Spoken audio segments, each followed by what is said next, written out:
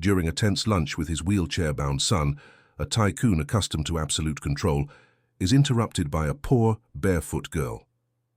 "Give me food and I will heal your son," she says, staring at him firmly under the incredulous gaze of those present. The man reacts with contempt, but what happens minutes later dismantles everything he believes in. There, in that silence charged with miracle and repentance, begins the transformation of an empire and a soul. If this story interested you, don't forget to subscribe to our channel and tell us what city you're watching us from. We'll keep going. The glass-walled restaurant on the 50th floor of the Sterling Tower in Manhattan offered a breathtaking view of New York City, but Robert Sterling didn't notice it anymore. As the CEO of Sterling Financial Group, one of Wall Street's most feared investment firms, he was accustomed to commanding such heights. His presence alone made the staff nervous. The man who could buy and sell companies before breakfast, who never accepted excuses, who demanded perfection because that's what had built his empire. "Your usual table, Mr. Sterling," the maitre d' said with a deferential nod, leading Robert and his 9-year-old son Ethan to a corner table overlooking Central Park. Robert checked his watch impatiently. "We have 45 minutes before my next meeting." The wheelchair moved silently across the plush carpet, pushed by a nurse who had been hired to accompany them. Ethan Sterling sat quietly, his thin frame engulfed by the chair that had been part of his life for 5 years now. His eyes, so much like his mother's before she left them both, were gentle and observant, taking in everything while saying little. "That will be all for now, Ms. Reynolds." Robert dismissed the nurse with a curt nod. "Wait by the elevator." As she left, Ethan watched her go, his small hands resting motionless on the armrests of his wheelchair. The accident that had taken his ability to walk had occurred during a family ski trip to Aspen. The best neurologists in the country had been flown in, specialists consulted from around the world, experimental treatments attempted, all funded by Robert's vast fortune. None had provided answers, let alone solutions. "The Dover acquisition closes tomorrow," Robert said, opening his tablet as a waiter silently filled their water glasses. "Your trust fund will increase substantially. We'll need to discuss with the financial advisors how to structure the new portfolio allocations." Ethan nodded, though his eyes wandered to a family at a nearby table, a mother and father laughing with their daughter over dessert. Something flickered across his face, longing perhaps for what was lost or what had never been. "Ethan," Robert's voice sharpened slightly. "Focus, please. This affects your future." "Yes, sir," the boy replied softly. Robert frowned at his son's menu. "The salmon for him. No sauce. Steamed vegetables on the side. And I'll have the filet, rare, with the truffle potatoes. Sparkling water for both. We're in a hurry." The waiter disappeared with their orders, and Robert returned to his tablet, scanning through emails and market reports. Occasionally, he would share a fact or figure with Ethan, speaking to him as he might to a junior executive, rather than a child. "The Chinese markets are adjusting to our position on the tech sector. It's a good lesson in leverage, Ethan. When you control enough capital, you can make the market bend to your will rather than the other way around." Ethan nodded again, his eyes drifting to the floor-to-ceiling windows and the city spread out below them like a living map. Somewhere down there were children playing in Central Park, riding bikes, running, all the things his body refused to do anymore. "Dad," he said suddenly, interrupting Robert's monologue about interest rate projections, "do you ever wonder if I'll walk again?" Robert's fingers froze over his tablet. He looked up, his expression momentarily unguarded, revealing a flash of pain that was quickly mastered. "The top specialists in the world have examined you, Ethan. If there was a solution, we would have found it by now." He straightened his tie, a nervous habit from his early days on Wall Street. "But we'll continue exploring options. I've authorized another $500,000 for Dr. Levinson's research program at Johns Hopkins." Money. That was always his father's answer. Throw enough money at a problem and it would eventually surrender. But 5 years and millions of dollars later, Ethan remained in his wheelchair, and Robert remained trapped in his own prison of relentless work and emotional distance. Their food arrived with efficient speed. The Sterling name ensured priority service everywhere in the city. Robert cut into his steak, while continuing to scroll through his messages, one-handed. "Eat, Ethan, you need your strength." The boy picked at his salmon without enthusiasm. The restaurant hummed around them with the quiet conversations of New York's elite, investment bankers, hedge fund managers, real estate moguls, and the occasional celebrity. Robert Sterling was recognized by many, feared by most. His ruthlessness in business was legendary. Companies acquired and dismantled, competitors crushed, employees discarded when no longer useful. "Mr. Peterson's daughter got a puppy," Ethan said suddenly. Robert glanced up, momentarily confused by this non sequitur. "Peterson? From acquisitions? No, Mr. Peterson who drives me to physical therapy on Thursdays. He showed me pictures. It's a golden retriever named Buddy." "Ah," Robert returned to his tablet. "Speaking of your therapy, Dr. Goldstein suggests we try a new regimen starting next week. It's experimental, but the preliminary data looks promising." The conversation lapsed into silence again. Outside, clouds gathered over the city, threatening rain. The restaurant's lighting adjusted automatically, creating a warm glow that failed to reach the Sterling table. Then something unusual happened, something that disrupted the carefully controlled atmosphere of New York's most exclusive restaurant. A commotion near the entrance drew attention. The maître's voice rose slightly, something that never happened in this temple of luxury and discretion. "Young lady, you cannot. This is a private establishment. Security."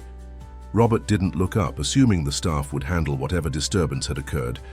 But Ethan was watching, his eyes widening as a small figure slipped past the flustered staff and made her way determinedly through the dining room. She was perhaps 11 or 12 years old, wearing jeans with holes at the knees and a faded blue hoodie.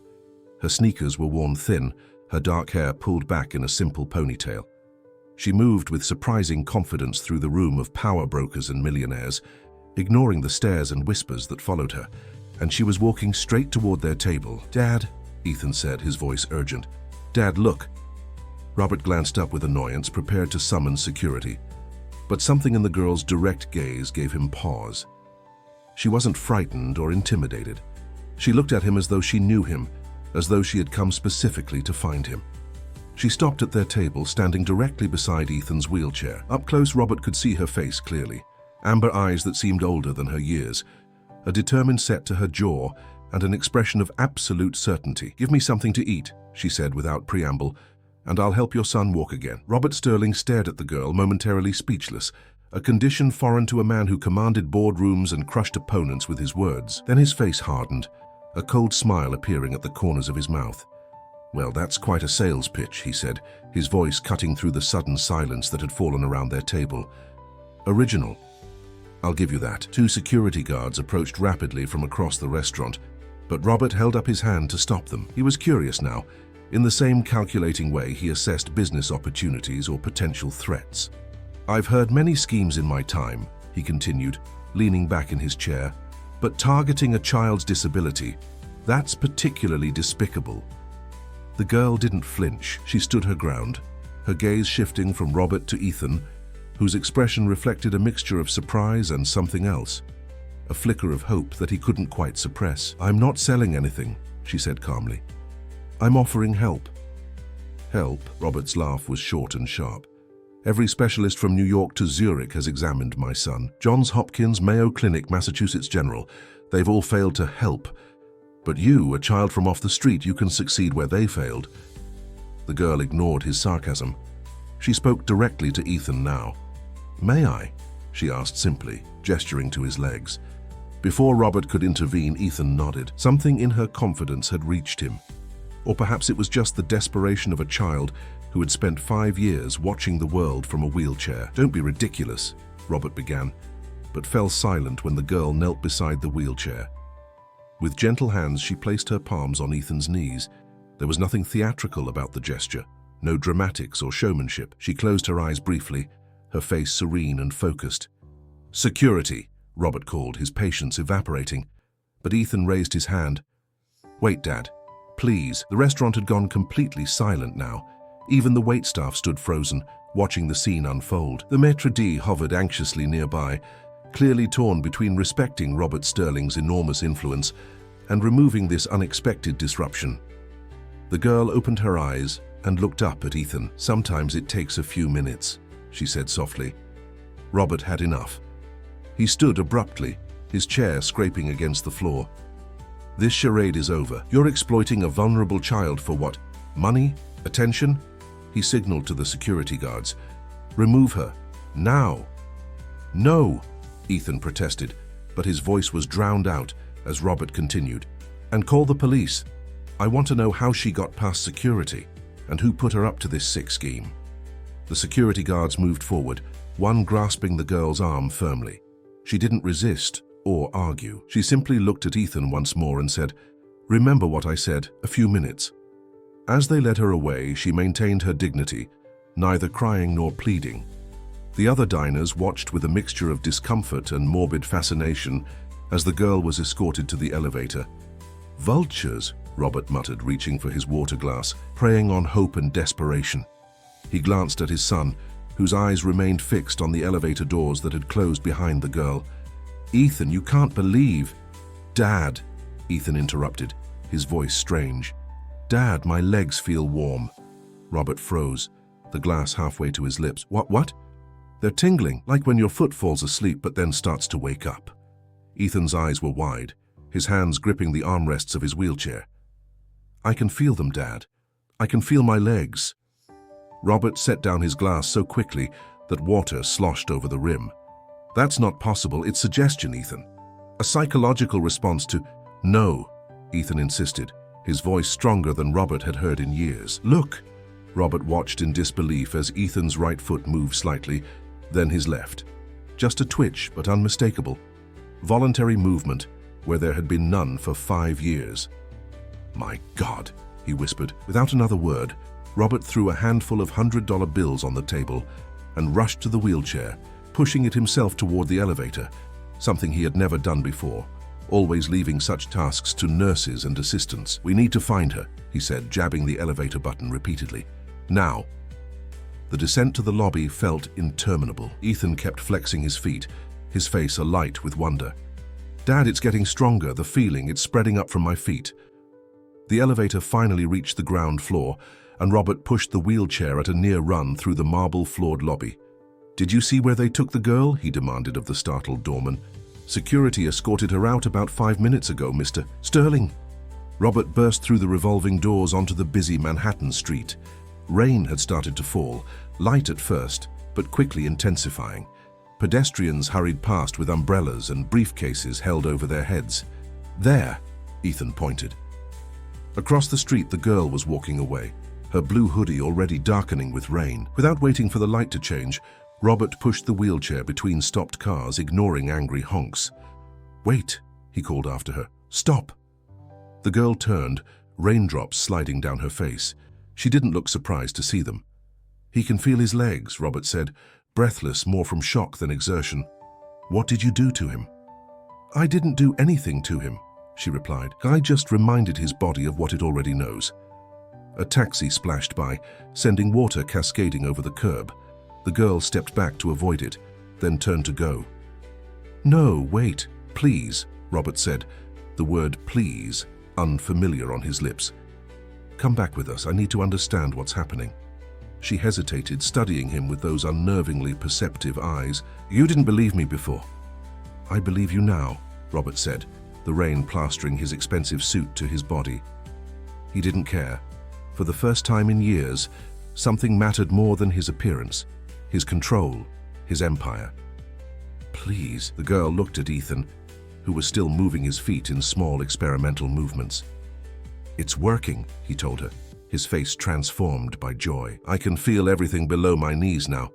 She smiled then, a simple, genuine expression that softened her serious face. "Good. That's how it starts." "Who are you?" Robert asked. "What's your name?" "Lily," she said. "My name is Lily." Before Robert could say more, Lily turned and ran, surprisingly fast for her size. She darted between pedestrians and disappeared around a corner. "Lily!" Robert shouted, pushing the wheelchair forward. But by the time they reached the corner, she was gone, swallowed by the vast, anonymous crowds of New York City. Robert stood in the rain, scanning the streets frantically. For a man accustomed to commanding vast resources, to having every desire instantly fulfilled, this sudden helplessness was crushing. "We have to find her," he said, more to himself than to Ethan. "Whatever it takes." Ethan looked up at his father, rain mingling with tears on his face. "She said it takes a few minutes. Maybe it takes a few days too. Maybe I don't need to see her again." But Robert wasn't listening. He was already on his phone, barking orders. "Jenkins, I need a security team. Yes, now. I want every camera in a 10-block radius checked. Find a girl, 11 or 12, dark hair, blue hoodie. No, I don't care what it costs. And call Davis at the NYPD. Tell him it's a personal favor." He paused, looking down at Ethan. "My son's life depends on it." As they made their way back to the Sterling Tower, where Robert's private car waited, Ethan continued to report new sensations. Warmth spreading up his thighs, occasional twitches in muscles long dormant. Robert listened with growing amazement and determination. He would find this girl, this Lily. He would understand what miracle she had performed, and he would ensure it wasn't temporary or incomplete. What Robert Sterling didn't yet realize was that finding Lily would lead him to confront something far more personal than a medical mystery. It would force him to face the consequences of his own past actions and the true meaning of power and weakness. 3 days of relentless searching followed. Robert Sterling deployed resources that would have impressed even federal agencies, private investigators, security experts, data analysts poring over surveillance footage, contacts in law enforcement discreetly mobilized. The Sterling name opened doors, and Robert's desperation shattered any that remained closed. Meanwhile, Ethan's condition continued to improve, though with frustrating inconsistency. There were moments when he could move his entire legs, even stand briefly while holding onto furniture. Then there were setbacks, hours when the sensation receded, when the miracle seemed to be slipping away. "It's like the tide," Ethan explained from his bed in their Central Park penthouse, where Robert had insisted on staying to monitor his progress instead of retreating to their Connecticut estate. "It comes in and goes out, but each time it comes back stronger." Robert had cancelled all meetings, delegated critical decisions, and sequestered himself with his son. The business world buzzed with speculation about his unprecedented absence, but for once he didn't care about the markets or his reputation. He sat beside Ethan's bed, watching every twitch of movement with the focus he usually reserved for billion-dollar negotiations. "Mr. Sterling," his assistant said from the doorway. "Mr. Reynolds from security is here with an update." Reynolds entered, a former FBI agent who now headed Sterling Financial's internal security division. His expression suggested news of significance. "We found her, sir." Robert stood immediately. "Where?" "A shelter in Brooklyn. Hope Harbor Women's Refuge." Reynolds hesitated. "There's something else you should know before we proceed." "Tell me on the way," Robert said, already reaching for his jacket. He turned to Ethan. "I'll be back soon, with Lily." "Dad," Ethan called as Robert reached the door. "Be nice to her, please." The request was so simple yet so revealing of how his son perceived him. Robert nodded curtly, unable to promise more. In the sleek black SUV heading toward Brooklyn, Reynolds briefed him on their findings. "The girl's full name is Lily Pearson. She's 12 years old. She lives at the shelter with her mother, Catherine Pearson." Robert stared out at the city rushing by, the familiar Manhattan skyline giving way to the bridges that connected to Brooklyn's different reality. "Catherine Pearson," Reynolds continued, his voice careful now. "She worked for Sterling Financial from 2012 to 2016. She was in your emerging markets division." Robert frowned, searching his memory. "I don't recall the name." "She was let go during the Asia restructuring. After that, she struggled. According to our sources, she lost her apartment shortly after being terminated. There were medical issues, financial hardship." A coldness spread through Robert's chest. The Asia restructuring, he remembered it well. 300 employees cut in a single day to maximize profits before a major acquisition. He had personally approved the list. Though he hadn't reviewed the individual names, it was just business, just numbers on a spreadsheet. "Medical issues?" he asked. Reynolds shifted uncomfortably. "She was pregnant when she was terminated, sir, with the girl." The SUV slowed as they entered a neighborhood far removed from Robert's usual world. Here, luxury high-rises gave way to aging apartment buildings and storefronts with security grates. The Hope Harbor Women's Refuge occupied a converted church, its stone facade weathered but dignified. "Wait here," Robert told Reynolds, stepping out alone. Inside, the shelter's reception area was simple but clean. A middle-aged woman looked up from a desk. "May I help you?" "I'm looking for Catherine Pearson and her daughter, Lily." The woman's expression became guarded. "And you are?" "Robert Sterling." Recognition flickered in her eyes, not the deference he usually encountered, but something closer to wariness. "I'll see if they're available to receive visitors." She disappeared through a door, leaving Robert standing in the unfamiliar space. Bulletin boards displayed resources for women in crisis, job listings, healthcare options, legal aid. A table held donated children's books and toys. This was a world he funded occasionally through tax-deductible donations, but never entered. The door opened again, but it wasn't the receptionist who emerged. It was a woman in her late 30s, thin and tired-looking, but with a quiet dignity that commanded attention. Behind her stood Lily, watching Robert with those same perceptive eyes he remembered from the restaurant. The woman stopped a few feet from him, her posture rigid with tension. "Mr. Sterling, my daughter told me you might come looking for her." Robert struggled to place her face. Had he ever actually met her, or was she just one of hundreds whose livelihoods he had ended with a signature? "Catherine Pearson," he said, extending his hand automatically. She didn't take it. "Kate, no one calls me Catherine except HR departments and collection agencies." Robert lowered his hand, feeling uncharacteristically awkward.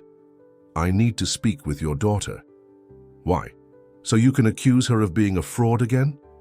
Kate's voice was controlled, but edged with bitterness. "Or have you changed your mind now that you've seen what she can do?" "Mom," Lily said softly, touching her mother's arm, "it's okay." "It's not okay, Lily. Nothing about this is okay." Kate turned back to Robert. "Do you know what happened after Sterling Financial decided I was expendable? Do you have any idea what it's like to be 6 months pregnant with no income, no insurance, and no prospects? Because your former employer blacklisted you in the industry." Robert maintained his composure through years of practice, but inside, an unfamiliar discomfort was growing. "I didn't personally make those decisions regarding individual employees." "Of course not. You just signed off on them," Kate said. "You created a culture where people like me were disposable, numbers on a spreadsheet to be erased when convenient." "Mum," Lily said again, more firmly this time, "he's not here for that. He's here because of his son." Kate fell silent, her anger momentarily checked by her daughter's calm intervention. Robert looked at Lily, struck again by the maturity in her expression. "My son can feel his legs, move them, even stand briefly. The doctors can't explain it.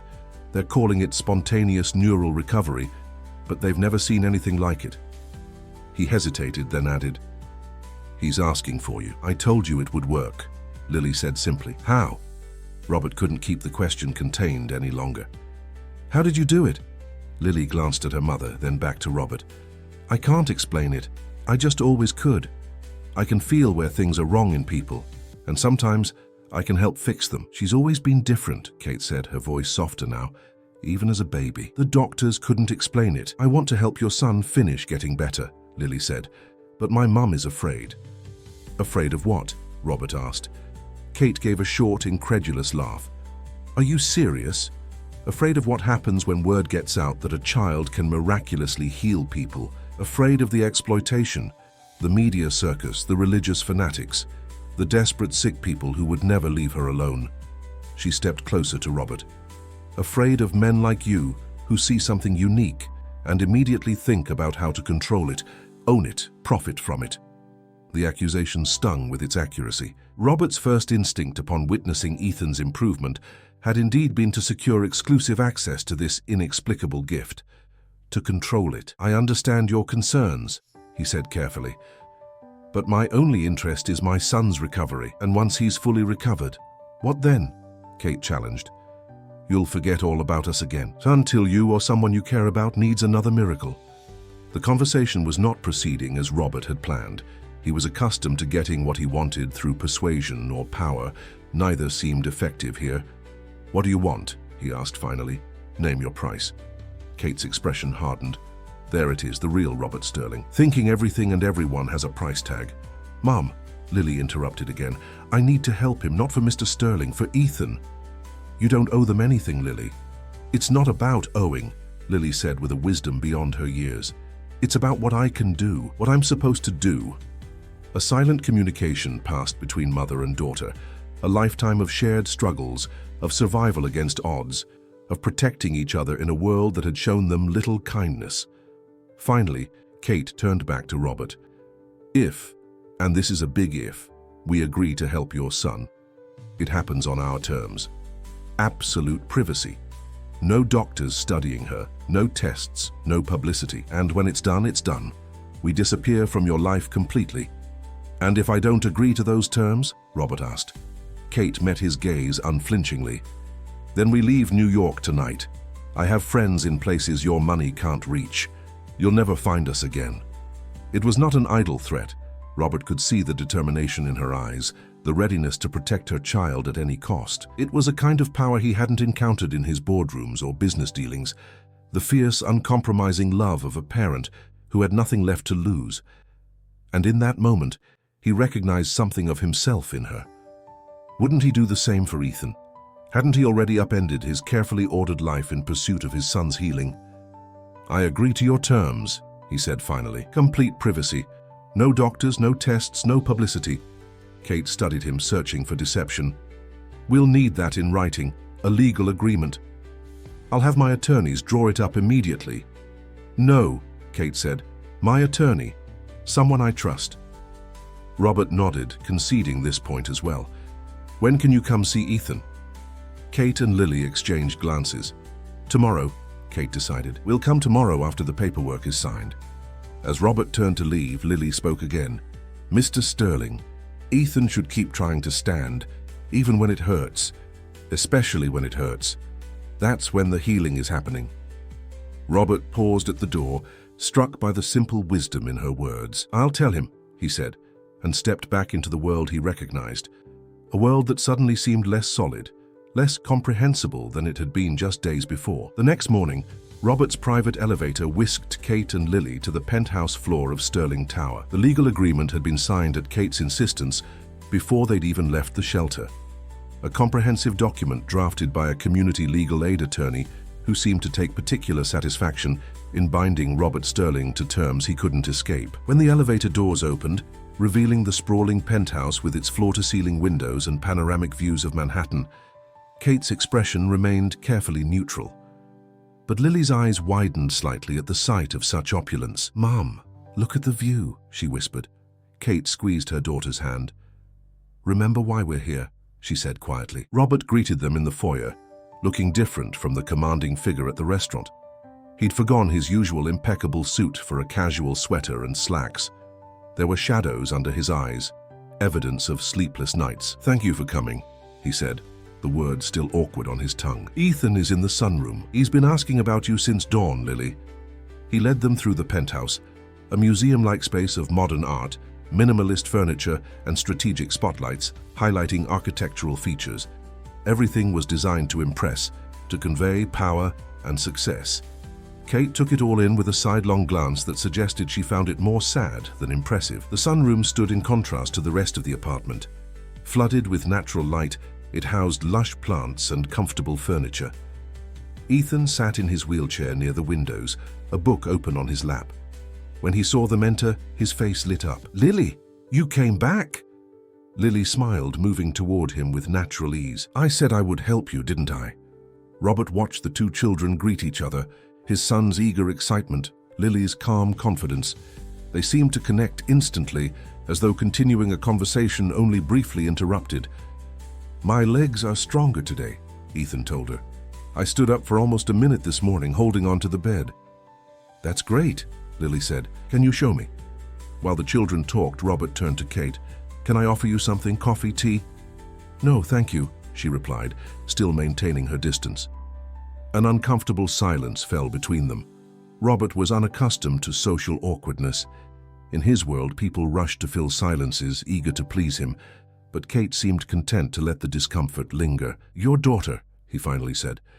Has she always been able to do what she does? Kate's gaze remained on Lily, who was now kneeling beside Ethan's wheelchair. The first time I noticed was when she was 3.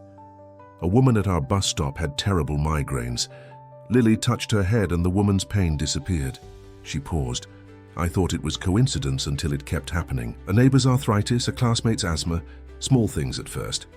And you never told anyone, never tried to profit from it, Kate finished sharply. No, Mr. Sterling. Not everyone sees gifts as commodities to be exploited. Before Robert could respond, Ethan's voice rose in excitement. Dad, look! Robert turned to see his son standing beside the wheelchair, one hand on Lily's shoulder for balance. His legs trembled with effort, but he was upright, supporting most of his own weight. 3 weeks ago, the doctors said this would never happen, Robert said, his voice thick with emotion. They said the nerve damage was permanent. Doctors don't know everything, Lily said simply. She looked up at Ethan. Try taking a step. Ethan's face tightened in concentration. Slowly, shakily, he lifted his right foot and moved it forward a few inches. Then the left. 2 small steps that might as well have been a marathon. Robert couldn't speak. After 5 years of watching his son confined to a wheelchair, after millions spent on failed treatments and crushed hopes, these simple movements seemed impossible. Yet they were happening before his eyes. Ethan managed 3 more steps before his strength gave out. Lily helped him back to the wheelchair, her small hands steady and sure. "That's enough for now," she said. "You need to rest between efforts. Healing takes energy." "Will I be able to walk normally again?" Ethan asked, his voice a mixture of hope and fear. "All the time, I mean, not just a few steps." Lily nodded. "Yes, but it will take time and work. Your body is remembering what it forgot." Kate stepped forward. "Lily, we should go. You've done enough for today." "Mum, I should stay longer. He needs more help." "You've already helped tremendously," Robert interjected, sensing Kate's discomfort. "Perhaps you could come back tomorrow." Kate's expression suggested she wanted to refuse, but Lily looked at her pleadingly. "Mum, please." "I promised." After a moment's hesitation, Kate nodded. "Tomorrow, for 1 hour." As they prepared to leave, Robert walked them to the elevator. "I've arranged for a car to take you wherever you need to go." "We'll take the subway," Kate said firmly. "At least let me—" "Mr. Sterling," Kate interrupted, "we're helping your son because Lily wants to. That doesn't make us your charity case." The elevator doors closed on her resolute expression, leaving Robert alone in the hallway. He returned to the sunroom, where Ethan was attempting to stand again. "She's amazing, Dad," Ethan said, his face flushed with effort and excitement. "How does she do it?" "I don't know," Robert admitted, a rare confession of ignorance, "but I'm grateful that she can." "Her mom doesn't like you very much," Ethan observed with a child's directness. Robert helped his son back into the wheelchair. "No, she doesn't." "Why not?" It was a simple question that required a complicated answer, one that Robert wasn't sure he fully understood himself yet. "Sometimes, Ethan, the decisions we make in business affect people's lives in ways we don't see. I think I made decisions that hurt Ms. Pearson."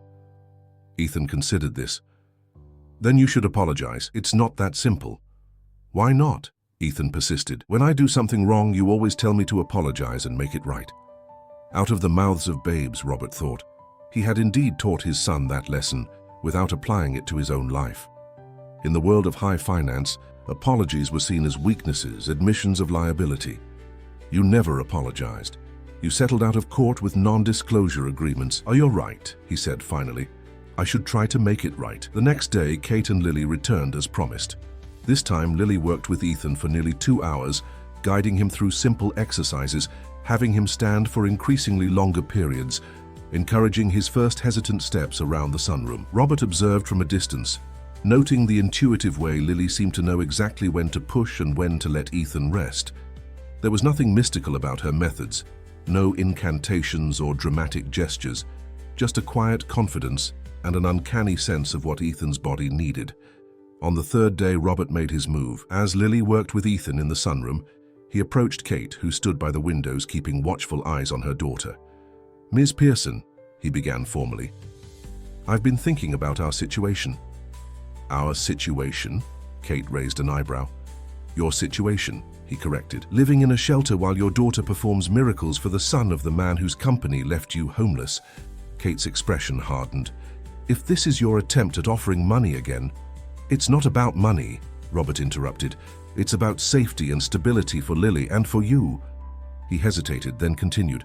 "I have a property in Brooklyn Heights, a brownstone. It's been sitting empty since I acquired it in a portfolio deal last year. I'd like you and Lily to have it." Kate stared at him. "Have it? Own it, free and clear. I'll transfer the deed to your name." Suspicion clouded her features. "In exchange for what? Continued access to Lily's abilities?" "No. No conditions. No strings attached. Robert met her gaze directly. Consider it restitution, not payment.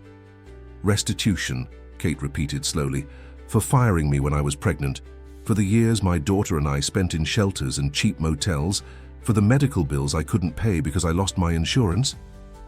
Each question landed like a blow. Robert didn't flinch. Yes, for all of that. And for the thousands of others like you that I never saw, never considered. Kate studied him, searching for deception. Why now? Because you need something from me. Because my son is learning to walk again, Robert said simply. And because he asked me why you don't like me.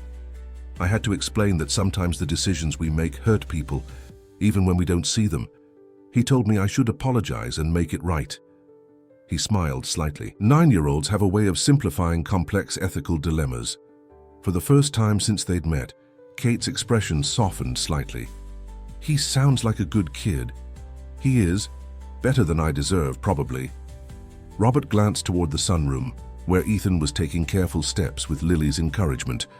The brownstone is yours regardless of what happens with Ethan's recovery. I've already instructed my attorneys to prepare the paperwork. Kate didn't respond immediately. She turned back to the window, looking out over the city that had been so cruel and so indifferent to her struggles. I don't want your charity, Mr. Sterling. It's not charity, Robert replied. It's justice, long overdue. 2 weeks passed. Spring emerged fully in New York City Central Park, bursting into green life below the Sterling penthouse windows. Inside, another kind of rebirth was taking place. Ethan was walking. Not perfectly, not without occasional support, but walking nonetheless. He could cross the sunroom unassisted, climb 3 stairs before needing to rest, even stand long enough to look out the windows at the park he hoped to visit soon, on his own 2 feet. The transformation extended beyond his physical abilities. There was a new light in his eyes, a confidence that had been dimmed by years of limitation. He laughed more, talked more, engaged with the world with renewed enthusiasm. Robert watched this metamorphosis with a mixture of joy and disbelief. The doctors were baffled, calling it an unprecedented recovery, a medical anomaly they would study for years. They proposed tests, experimental monitoring, case studies. Robert declined them all, honoring his agreement with Kate. Kate and Lily had moved into the Brooklyn Heights brownstone, though Kate had insisted on a proper lease agreement rather than outright ownership. I'll buy it from you gradually, she had told Robert, below market value considering the circumstances, but I'll pay for it.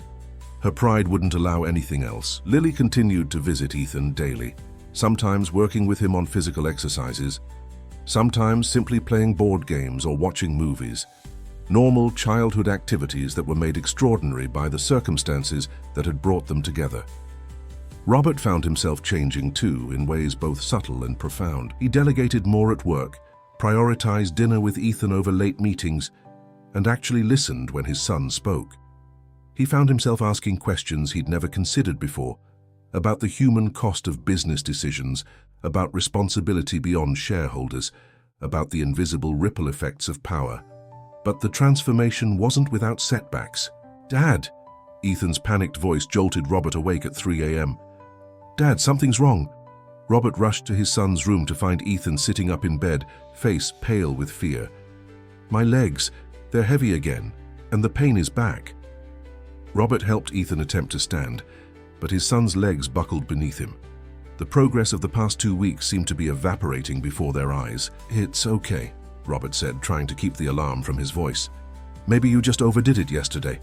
Let's get you back to bed and we'll call Lily in the morning. But morning brought little improvement. Ethan could still feel his legs, still move them somewhat, but the fluid movement he'd developed was gone, replaced by stiffness and weakness. When Lily arrived and saw Ethan struggling, her expression grew serious but not surprised. This happens sometimes, she said, sitting beside him on the bed. The body takes 2 steps forward, 1 step back. But why? Robert demanded, the old impatience surfacing. He was doing so well. Lily looked at him with those disconcertingly wise eyes. Healing isn't a straight line, Mr. Sterling. It's more like, she thought for a moment, it's like your stock market, up and down but hopefully trending in the right direction over time.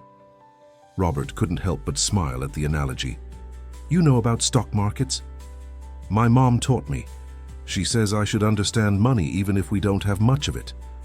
Lily worked with Ethan throughout the day, but the improvement was minimal. As evening approached, Robert found himself fighting a creeping dread. What if this was it? What if Ethan's recovery had plateaued, or worse, was reversing? After Lily left, Robert called Dr. Levinson, the neurologist who had been treating Ethan for years. "I'd need to examine him to give you a proper assessment," Levinson said cautiously. "But regression after initial improvement isn't uncommon in neurological cases. The nervous system is incredibly complex." "But he was walking," Robert insisted. "Actually walking." "Which is remarkable," Levinson agreed. "But without knowing what caused the improvement in the first place, it's difficult to say why it might be reversing. I strongly recommend bringing him in for tests." Robert thanked the doctor and hung up, torn between his promise to Kate and his desperation to understand what was happening to his son. That night, unable to sleep, he found himself standing at the window of his home office, staring out at the city lights. The empire he'd built seemed suddenly hollow, its value meaningless if it couldn't guarantee his son's health. A soft knock interrupted his thoughts. He turned to find Ethan in the doorway, leaning heavily on a walker the physical therapist had left behind. "Dad, are you okay?" Robert quickly composed himself. "I'm fine. Should you be out of bed?" Ethan made his way slowly into the office. "I couldn't sleep either." He maneuvered himself into one of the leather chairs facing Robert's desk. "You're worried about my legs." "Of course I am." "Lily said it's normal, the ups and downs." "Lily isn't a doctor, Ethan." "No," Ethan agreed. "She's better." Robert sighed, sitting across from his son. "I just want to understand what's happening. If we knew why your condition improved, maybe we could ensure it continues." "Maybe we're not supposed to understand everything," Ethan said thoughtfully. "Lily told me sometimes we have to trust the process even when we can't control it." Robert smiled wryly. "That's a difficult concept for me to accept." "I know," Ethan said with surprising insight. "You like to control everything." The simple truth from his son's lips struck Robert deeply. Control had been his North Star, controlling markets, controlling outcomes, controlling his emotions after Ethan's mother left, controlling the narrative around Ethan's condition. "You're right," he admitted, "but some things can't be controlled." The next morning brought another surprise. Ethan woke with renewed strength in his legs, not a complete return to his previous progress, but a significant improvement from the day before. "See," he told his father triumphantly, "Lily was right." And so began a new pattern. Ethan's recovery proceeded in waves, great strides forward followed by temporary setbacks, but with an overall trajectory of improvement. Robert learned to weather these fluctuations with growing patience, to trust the process as Lily had advised. But just as they were adapting to this new normal, an unexpected complication arose. Robert was reviewing quarterly reports in his home office when his assistant called with urgent news. "Sir, there's a journalist asking questions about Ethan's recovery. Amanda Chen from the New York Chronicle. She's specifically inquiring about a miraculous healing and a young girl with special abilities who's been seen entering your building daily." Robert felt a cold weight settle in his stomach. "How did she get this information?" "Unclear, sir, but she claims to have surveillance footage from the restaurant where you and Ethan dined 3 weeks ago, and statements from staff who witnessed an unusual encounter. The restaurant, of course, dozens of witnesses had seen Lily approach their table, had heard her bold claim. In the age of smartphones and social media, Robert was actually surprised it had taken this long for someone to connect the dots. "Decline to comment," he instructed, "and find out exactly what she knows and what evidence she has." After hanging up, Robert paced his office, mind racing. He had promised Kate absolute privacy, no publicity, no media attention. If this story broke, that promise would be shattered, along with the fragile trust they had built. He called Kate immediately. "We may have a problem," he said after explaining the situation. "I'll handle it, but I wanted you to know." Kate's voice was tight with controlled panic. "This is exactly what I was afraid of. If this gets out, Lily will never have a normal life again." "I understand. I'll make sure it doesn't happen." "How?" Kate demanded. "You can't control the press, Robert, not even you." The use of his first name, a first, didn't escape his notice.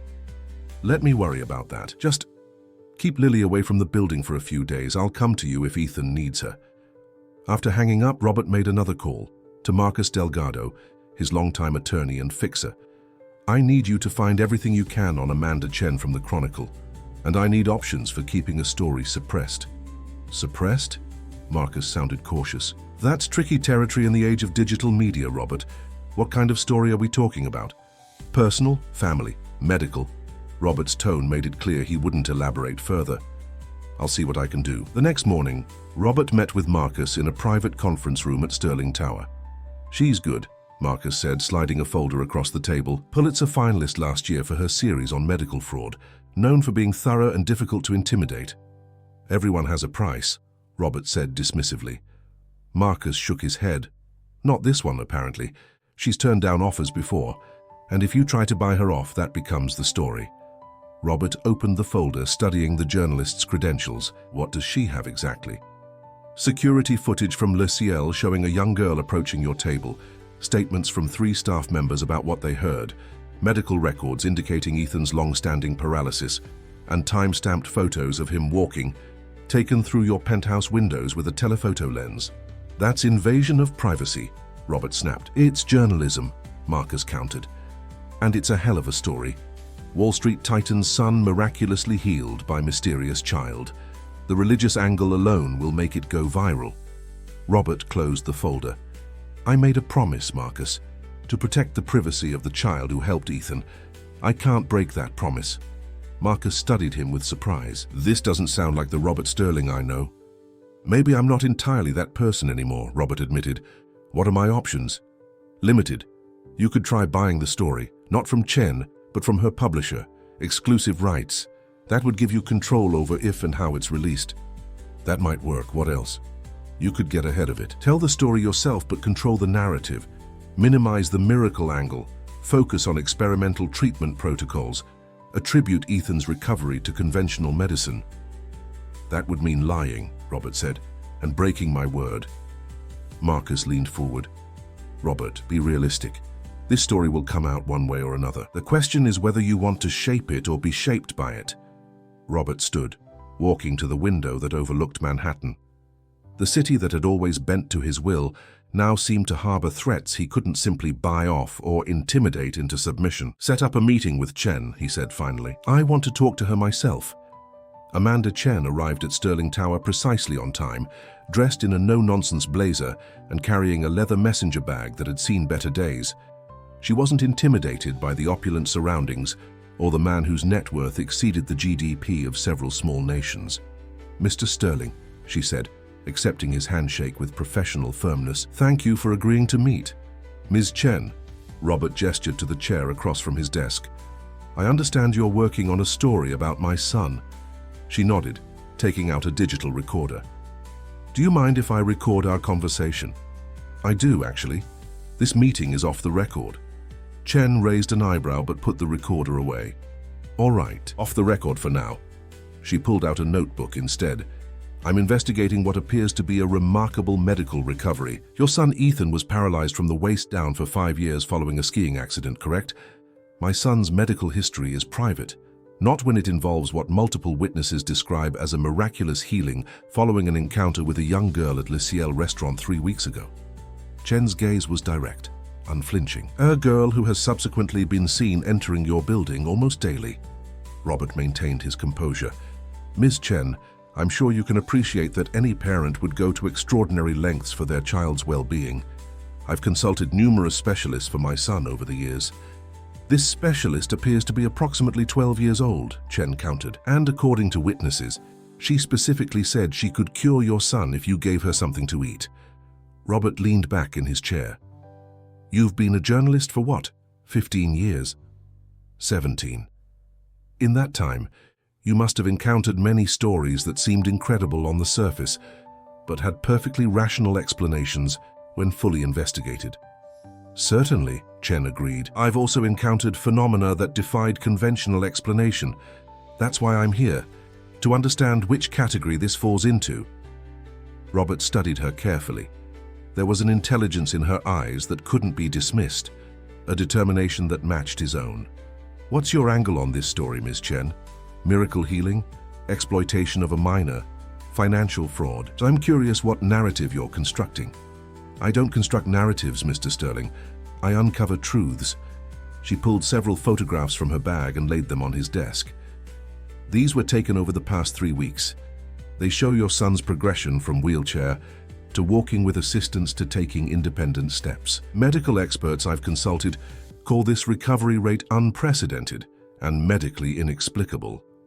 The photos were indeed damning evidence, clearly showing Ethan's remarkable progress, with timestamps that confirmed the compressed timeline. My son has benefited from an experimental physical therapy protocol, Robert said carefully, one that has shown promising results. Administered by a child? Chen's skepticism was evident. Mr. Sterling, I've identified the girl as Lily Pearson, daughter of Catherine Pearson, your former employee who was terminated while pregnant. That's quite a coincidence, don't you think? Robert felt a chill. She had gone further in her investigation than he'd anticipated. Ms. Chen, I'll be direct with you. There are vulnerable people involved in this situation, children whose privacy deserves protection. I agree, Chen said, surprising him. Which is why I want to get the story right. People will talk about what happened at that restaurant. Rumors are already circulating. Without facts, speculation will run wild, and that could be far more damaging to all involved. It was a compelling argument, one that Robert hadn't considered. The story would emerge one way or another, if not through Chen, then through social media speculation, restaurant staff gossip, or smartphone footage that might already exist. What would you need for your story? He asked finally. An interview with you, access to Ethan's medical records before and after the incident, and ideally a conversation with Lily and her mother. The last is impossible, Robert said firmly. They've made it clear they want no publicity. Chen considered this. Would they speak anonymously? No names, no identifying details. I doubt it. They value their privacy above all else. Then help me understand what happened from your perspective, Chen pressed. Something remarkable occurred. Your son is walking again after years of paralysis. Don't you think people deserve to know that such healing is possible?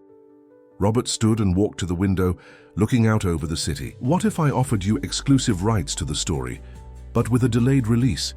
Say 5 years from now, when Ethan is older and better able to handle the attention. Chen shook her head. That's not how journalism works, Mr. Sterling. This story has significant public interest value now.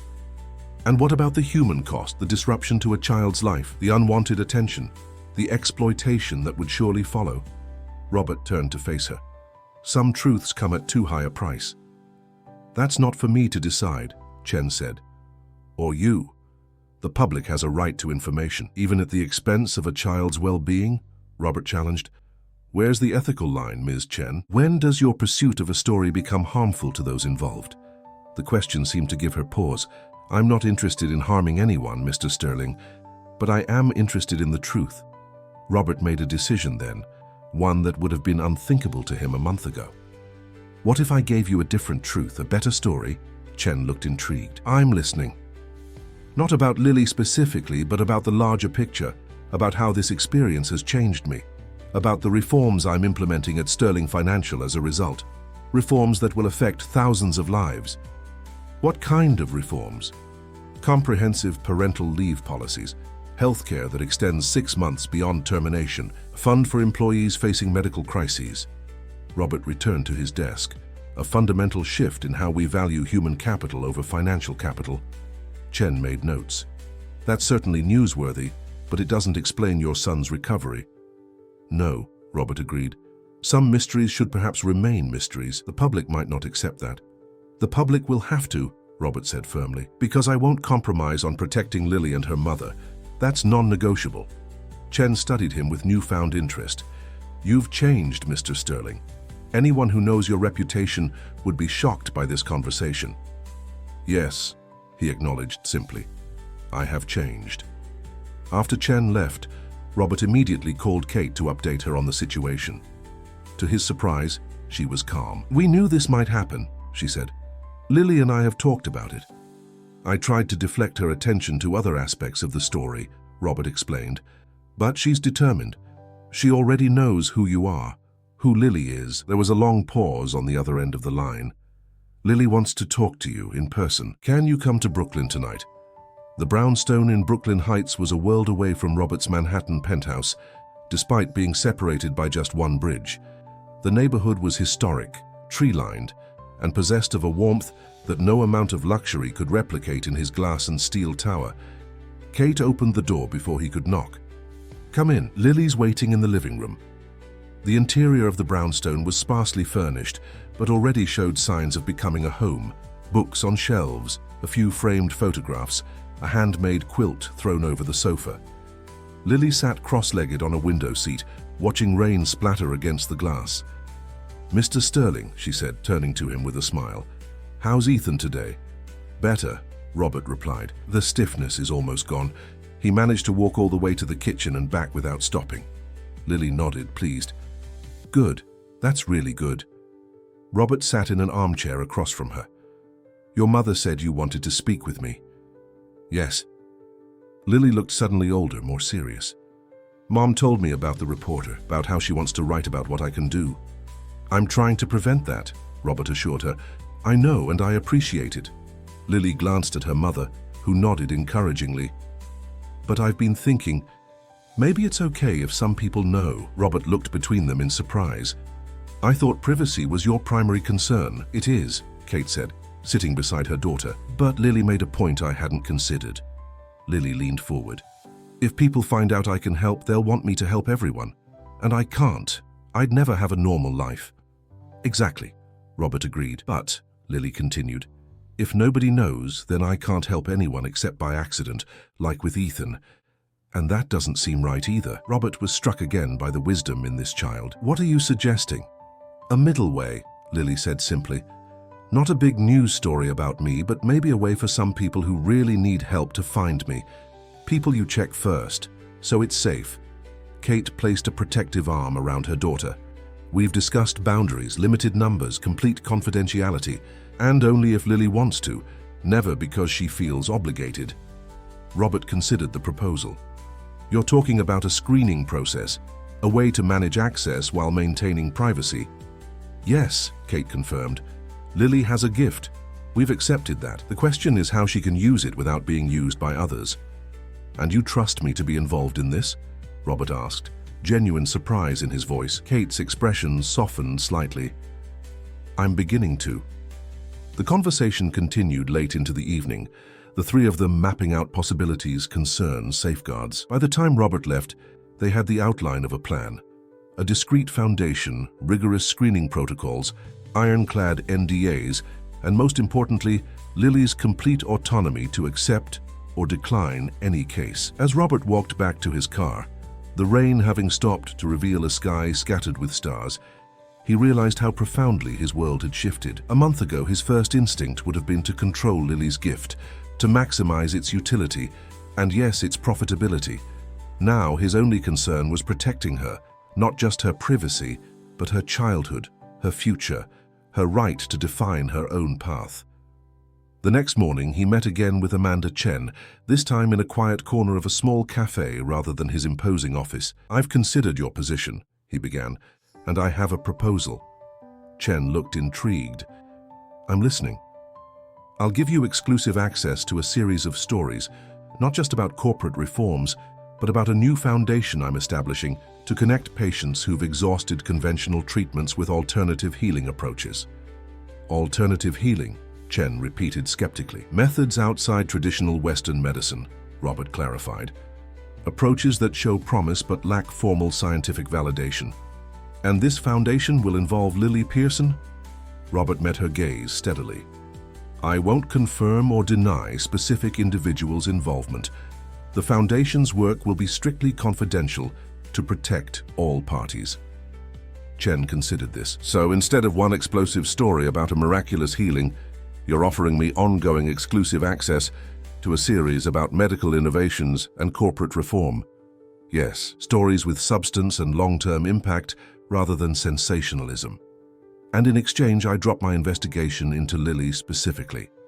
I'm asking you to consider the ethical implications of exposing a child to the kind of attention that would inevitably follow," Robert said carefully. "I'm not asking you to ignore the truth, but to focus on aspects of the truth that don't put vulnerable people at risk." Chen was silent for a long moment, tapping her pen against her notebook. Finally, she said, "I'll need verifiable details about this foundation. Real access. No PR spin. You'll have it.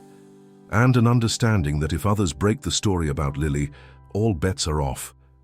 Fair enough, Robert agreed, but I think you'll find the story I'm offering has more depth and lasting significance. As they shook hands to seal the agreement, Robert felt a weight lift from his shoulders. He had no illusions that this would permanently resolve the situation. Secrets this significant had a way of eventually emerging, but it bought them time. Time for Lily to grow up, to understand her gift more fully, to decide for herself how to share it with the world. And in that moment, Robert Sterling, master of leveraged buyouts and hostile takeovers, understood something he'd never fully grasped before. True power wasn't about control or domination. It was about protection, about using your strength to shield those who needed it most. 6 months later, Central Park blazed with autumn colors. Ethan Sterling ran along a winding path, his legs pumping with the easy rhythm of a child who had never known limitation. Behind him, Robert walked at a more measured pace, watching his son with quiet wonder. "Dad, hurry up," Ethan called, impatient as only a 9-year-old can be. "We're not all training for the Olympics," Robert replied with a smile, but he quickened his steps, catching up to his son at the edge of the lake where they had planned to meet Lily and Kate. They were already there, seated on a bench, Lily tossing breadcrumbs to eager ducks, while Kate read a book beside her. The sight of them, so normal, so peaceful, filled Robert with a sense of rightness that no business victory had ever provided. "Lily!" Ethan shouted, racing toward her. She looked up with a grin, moving over to make room for him on the bench. "How many blocks did you run today?" 12, Ethan announced proudly, "and I beat my time from yesterday." "That's awesome," Lily said, handing him some breadcrumbs. "Soon you'll be faster than before." Kate closed her book as Robert approached. "He looks good," she observed, watching Ethan's animated gestures as he told Lily about his morning. "Better than good," Robert agreed, sitting beside her. "Dr. Levinson says his muscle tone and coordination are now superior to pre-accident levels." Kate nodded. "Lily says that happens sometimes. The healing goes beyond the original condition." They sat in companionable silence for a moment, watching their children feed the ducks. The initial tension between them had gradually evolved into something approaching friendship, or at least mutual respect. "How are things at the foundation?" Kate asked. The Sterling Foundation for Integrative Healing had opened quietly 2 months earlier. Its purpose, to connect patients who had exhausted conventional treatments with carefully vetted alternative approaches, was public knowledge. The fact that Lily was occasionally one of those alternative approaches remained a closely guarded secret. "We've helped 17 families so far," Robert said, 3 with Lily's direct involvement. The system they had developed was working surprisingly well. The foundation identified cases where conventional medicine had failed, children like Ethan with unexplained conditions that resisted treatment. A rigorous screening process followed, with multiple layers of confidentiality agreements. Only the most desperate cases that met strict ethical criteria were ever presented to Lily. And only if she and Kate both agreed. "And the girl with leukemia?" Kate asked. "Sophie?" "In remission." Robert smiled. "Her doctors are calling it spontaneous regression. Very rare but documented in medical literature." "That's how it should be," Kate said with satisfaction. "No miracles, just medical mysteries that happen to resolve themselves." The arrangement protected Lily while still allowing her to help select cases that touched her heart. She remained a normal child, attending school, making friends, pursuing her interests in art and science. The Foundation's work was structured around her schedule, never the other way around. Amanda Chen's latest article comes out tomorrow, Robert mentioned, focused on the corporate policy changes at Sterling Financial, the parental leave expansion, the medical crisis fund. "I saw the draft," Kate said. "It's good. She's keeping her end of the bargain." "She's found a better story," Robert observed. "The slow transformation of a corporate culture has more depth than a one-time sensational healing." Kate gave him a sidelong glance. "And is it just a story, or is it real?" "It's real," Robert said quietly.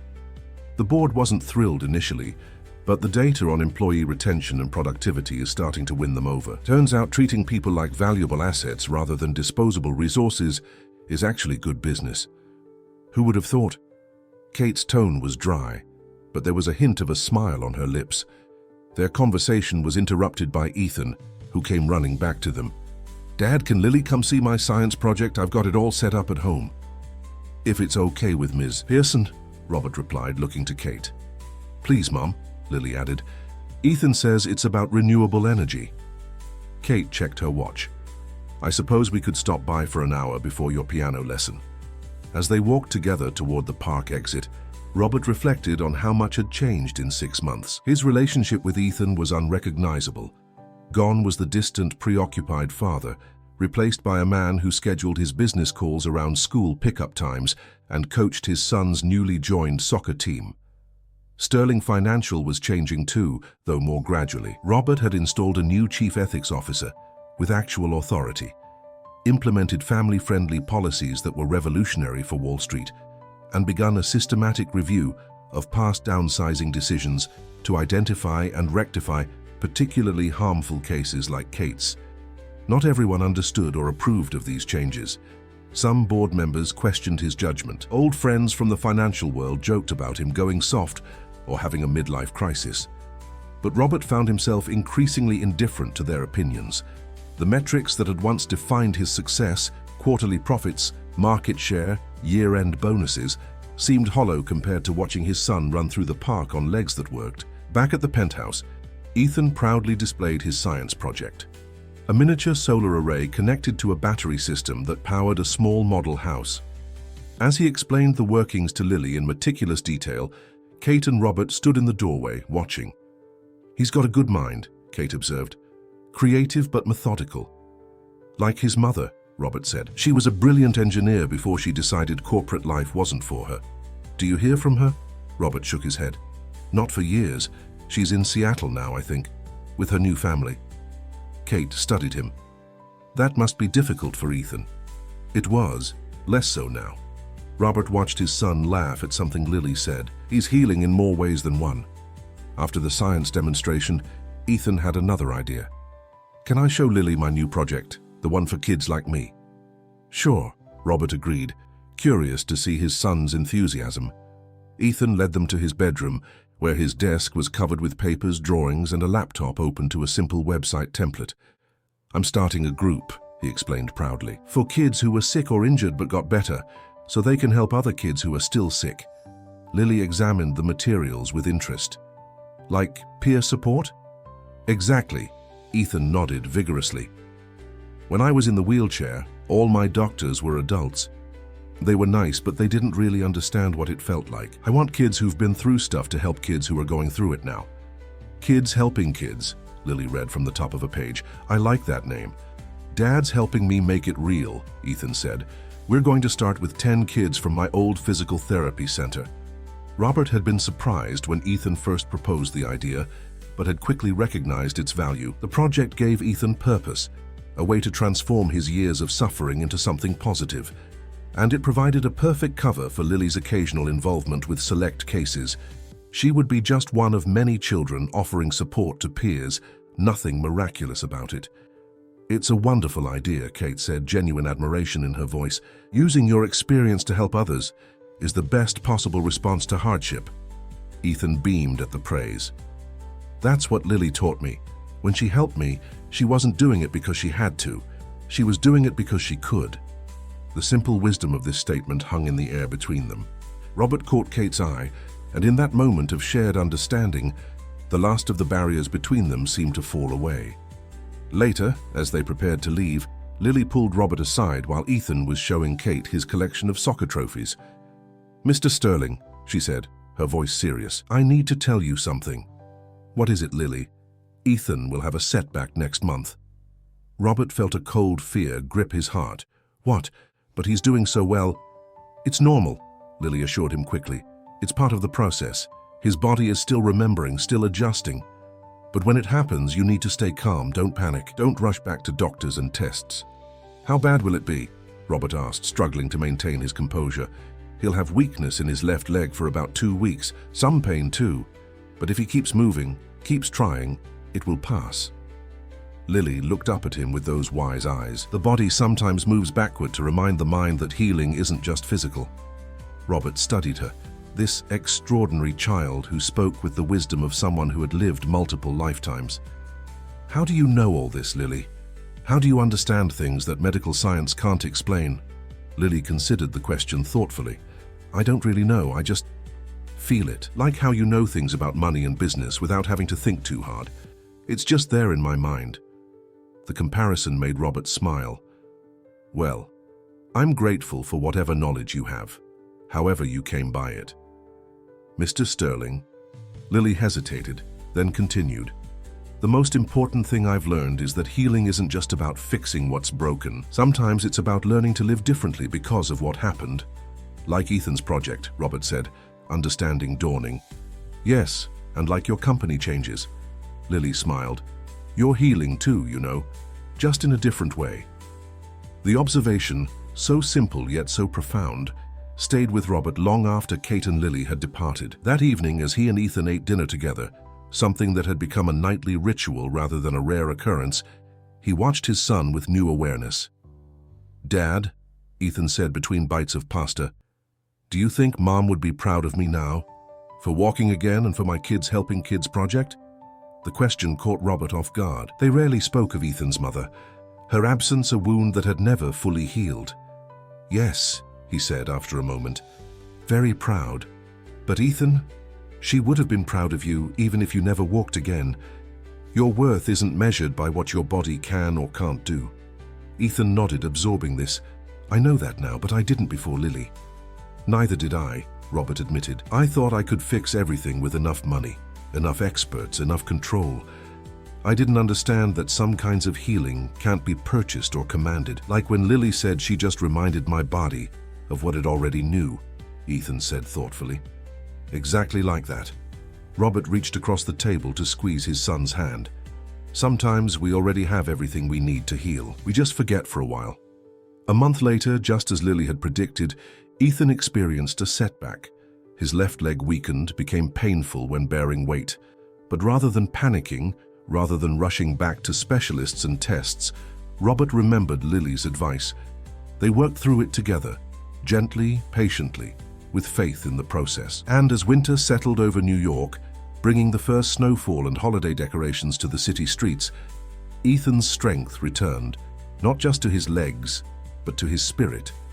The Kids Helping Kids project launched officially, bringing together children who had faced adversity and emerged stronger for it. The Sterling Foundation continued its quiet work, connecting desperate families with unconventional hope.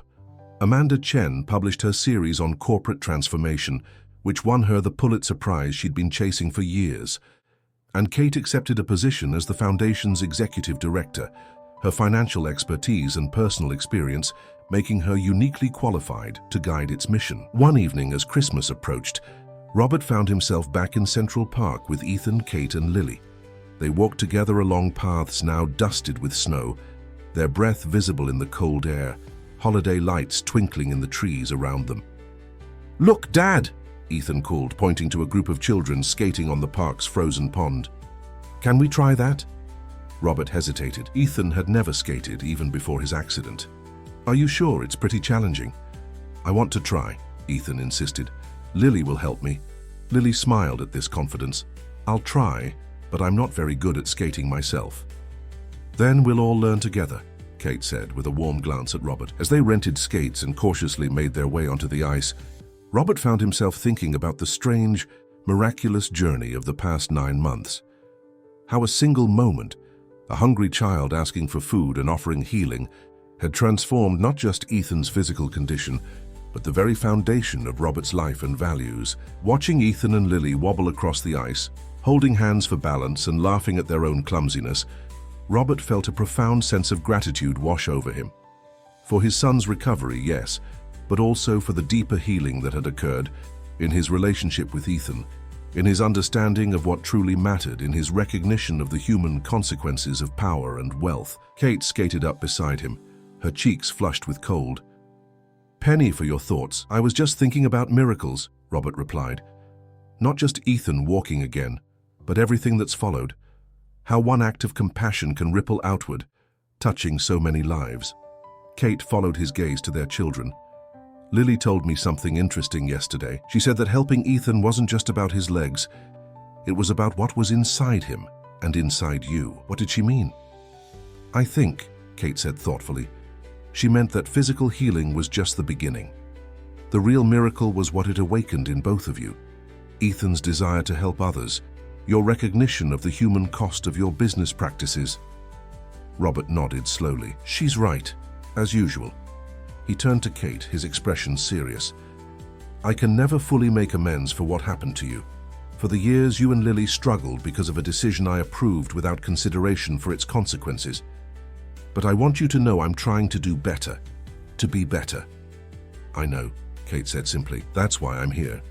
She gestured to the scene before them. Their children on the ice, the holiday lights, the peaceful winter evening.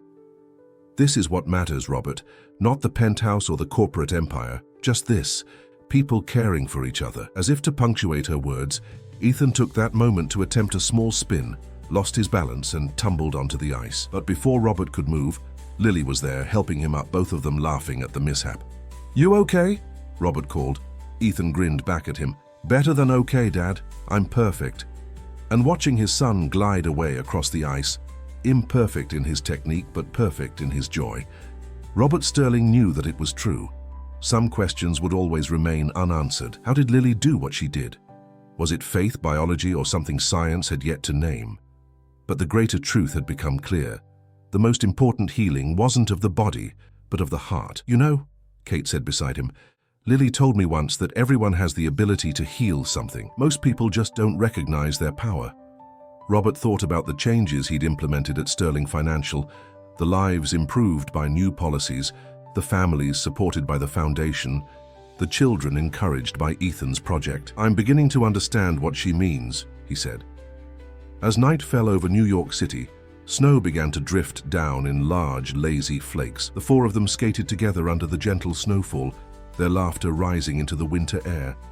Not as separate individuals bound by circumstance, but as a circle of healing that had expanded to include them all. And in that moment, surrounded by softly falling snow and the people who had taught him to see beyond the balance sheets and boardrooms, Robert Sterling understood at last what the small girl in the blue hoodie had meant when she first approached their table.